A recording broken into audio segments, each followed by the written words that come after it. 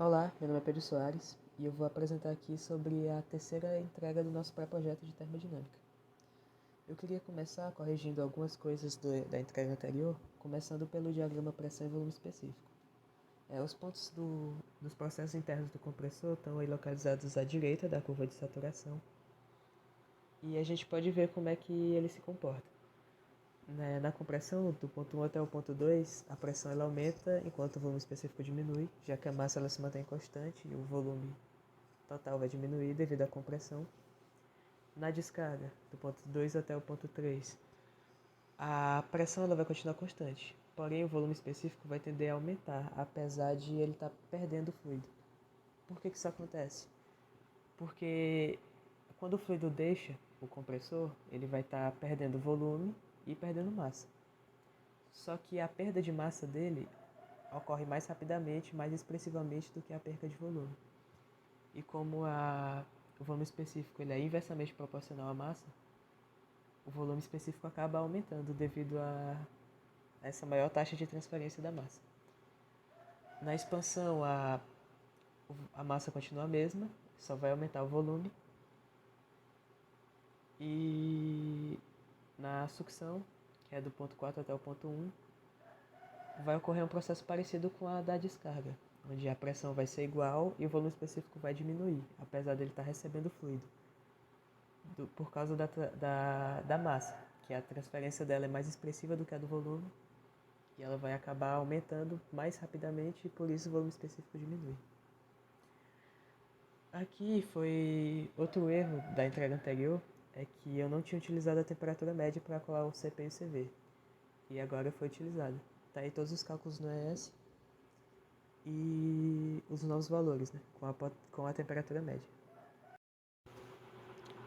Outra questão levantada é o fato de a potência encontrada ela ser muito mais baixa do que a potência catalogada no compressor. Uma das possíveis explicações que eu encontrei para isso, além da questão da perda e do atrito, é o fato de que dentro do catálogo do compressor há diversas temperaturas de condensação e de evaporação, diversas tabelas também.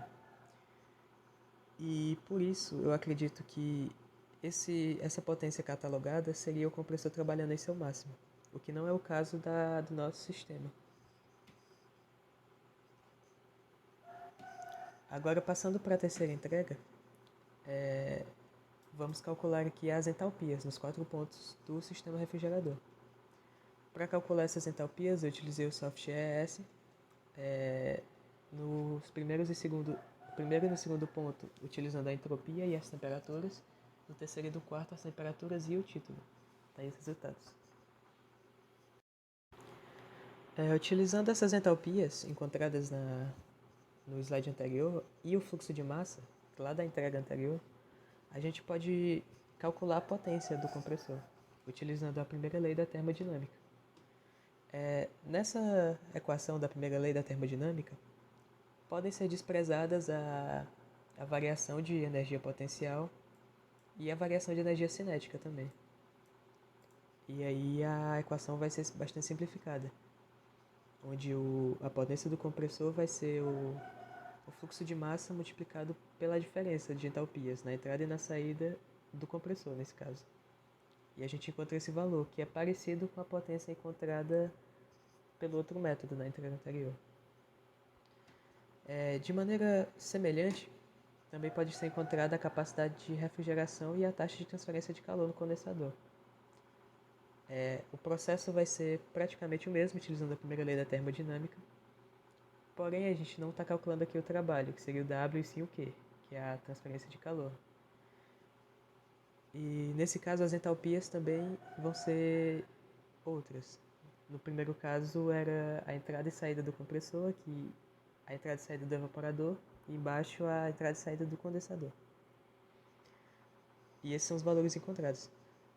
A taxa de transferência do condensador encontrada ela é um pouco menor do que a encontrada anteriormente, porém ainda é bastante semelhante, é aproximada.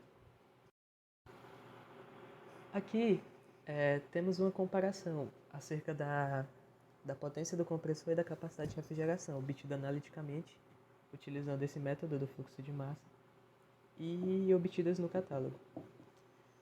Essa obtida analiticamente do compressor, ela deu semelhante à que foi obtida na outra entrega, aproximadamente metade da que está no catálogo. Isso se deve às perdas e atritos e aquela questão que eu levantei anteriormente também, no começo da apresentação. Já que a capacidade de refrigeração ela deu menor do que obtida no catálogo, porém foi uma diferença não tão gritante quanto a do compressor. Eu acho que ela pode se dar a questão também das perdas e dos atritos e das simplificações que foram feitas no sistema. Outro ponto que é interessante levantar é o fato de que, ao fazer um balanço geral das energias do sistema, é possível perceber que a soma da capacidade de refrigeração com a troca de calor do condensador ela é igual à potência do compressor.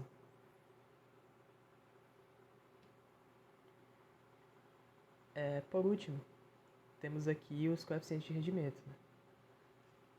O coeficiente de Carnot ele é utilizado para analisar uma máquina ideal, que é uma máquina de todos os processos eles são reversíveis.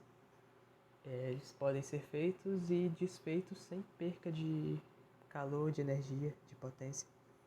Uma máquina assim, ela não existe na vida real.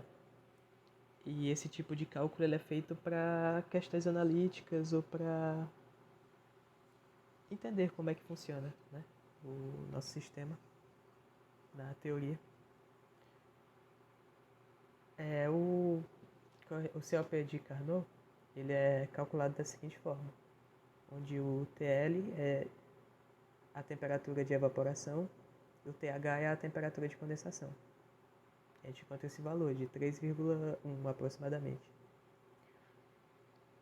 Lembrando que é muito importante que as temperaturas sejam em Kelvin para fazer sentido essa equação.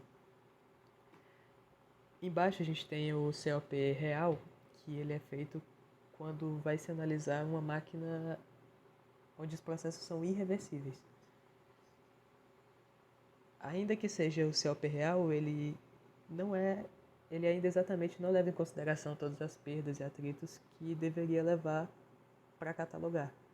Por isso ele dá diferente do COP que está catalogado no compressor. Ele pode ser feito dessa forma, onde o QL é a troca de calor no evaporador e o QH é a troca de calor no condensador. E também dessa segunda forma aqui, onde tem o QL sobre o W, que é a potência no compressor. Essas duas formas dão o mesmo resultado. E é isso. Muito obrigado pela atenção.